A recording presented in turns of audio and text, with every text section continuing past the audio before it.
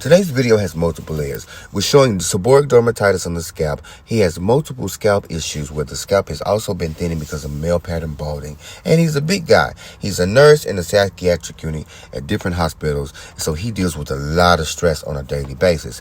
So understanding what we were dealing with, the first thing we want to get in here and do a very deep thorough cleanse. Now, normally I would go in with my O protein and henna, and also showing you my hand techniques. I had to go in deeper with a deep cleanse this time because we had to make sure that the scalp was good and clean. Now, what I did show you in the beginning was that I went through and I wet the scalp first before I did any type of manipulation.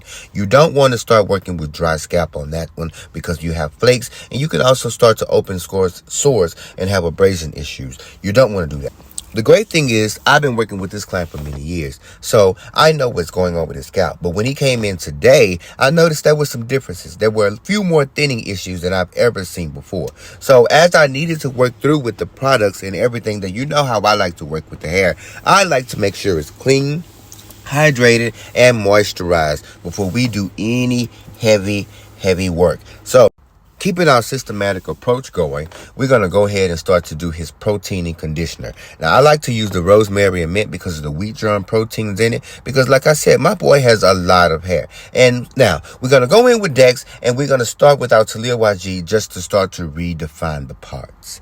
Redefining the parts and everything of this is important to me. I like to make sure that everything is even and put together and 100% in line. I like to make sure that everything, no matter what, throughout your entire journey, it may not be perfect, but it's gonna look good and it's gonna make you feel good. It's gonna make you want to keep these locks and just let them things progress over and over. Now, like I said, my boy has some male pattern balding going on top. So what I did was I reassociated the base of it and went ahead and took out that thinning aspect. Nobody wants the lock to just be hanging on. So just because it was a male pattern situation, his follicles are still okay. The hair is still connected. So I just took that little extra small little piece out of there, which could have caused damage going forward.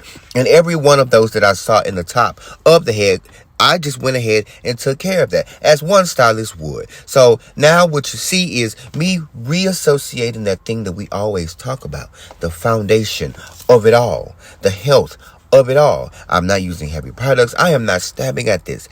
This is my boy from the dryer. You know I'm about to show you the work. With just a few clips coming out of his head, we're going to lightly hydrate this just to hold in every aspect of moisture that we have done before styling. And you can see the parts to lock ratio is in effect. Everything is 100. There's no breakage. There's no hidden secrets. And everything up top, like I was telling you, was all put into place without any thinning. Peace.